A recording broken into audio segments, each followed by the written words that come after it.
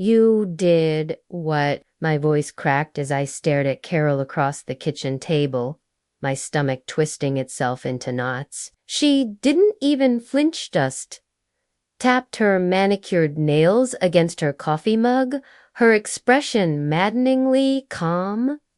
Too calm? I used it for the wedding, she said with a shrug, as if we were talking about pocket change. Luke needed help with the costs, and it's family money. You'll get over it. Family money? My voice rose. That was my money, Carol.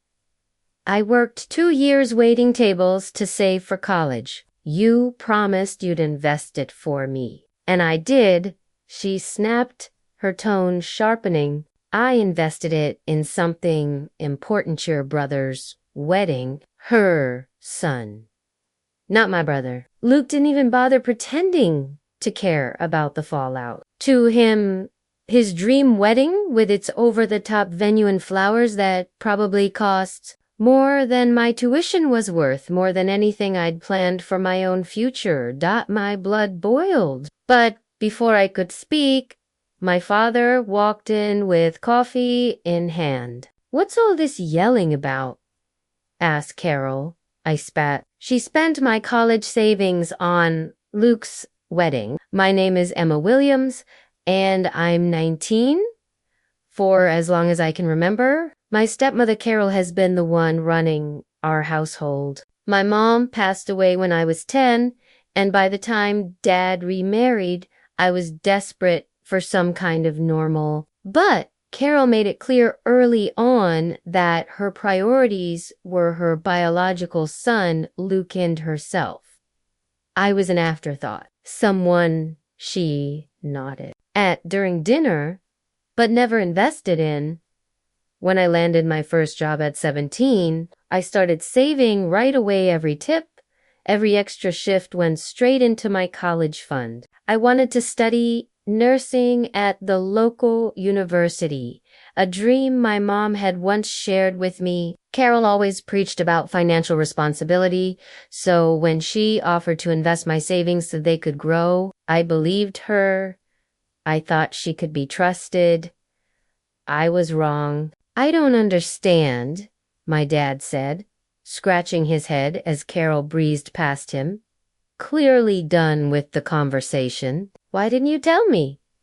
I didn't know until now. My voice shook. She said she'd invest it, but she spent it on Luke's wedding. He frowned, but I saw the hesitation in his eyes. Dad hated confrontation, and Carol knew it. I'm sure there's just been some misunderstanding, he said weakly. Let me talk to her. A misunderstanding? I almost shouted, Dad. She admitted it. She doesn't even think she did anything wrong? He didn't have an answer? Muttering something about work, he slipped upstairs, leaving me alone with the weight of Carol's betrayal pressing down on me.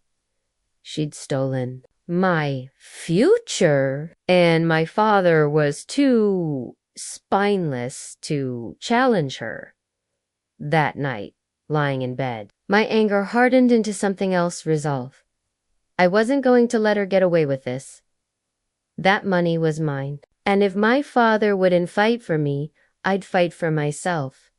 The next morning, I called a lawyer whose flyer I'd found at the library. I need to know if there's anything I can do, I told him. It's my savings. I worked for it.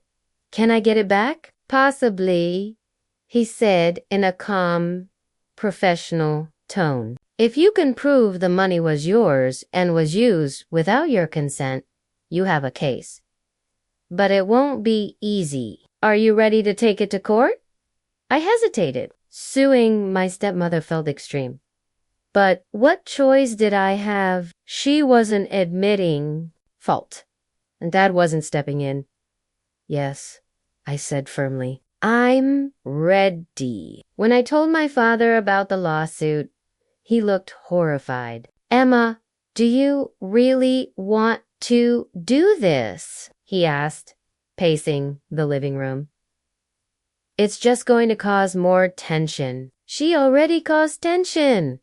I fired back.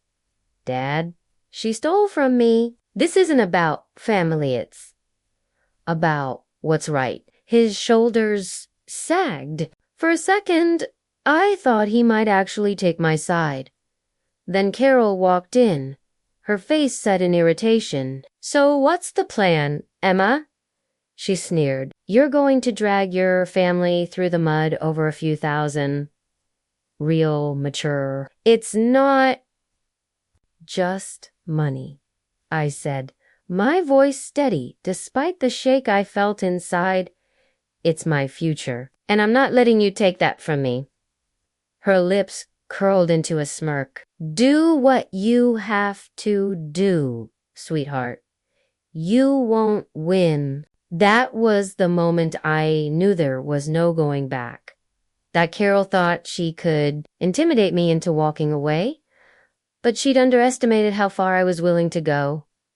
With my lawyer's help, I filed the lawsuit and began gathering evidence. Statements, pay stubs, anything proving the money was mine.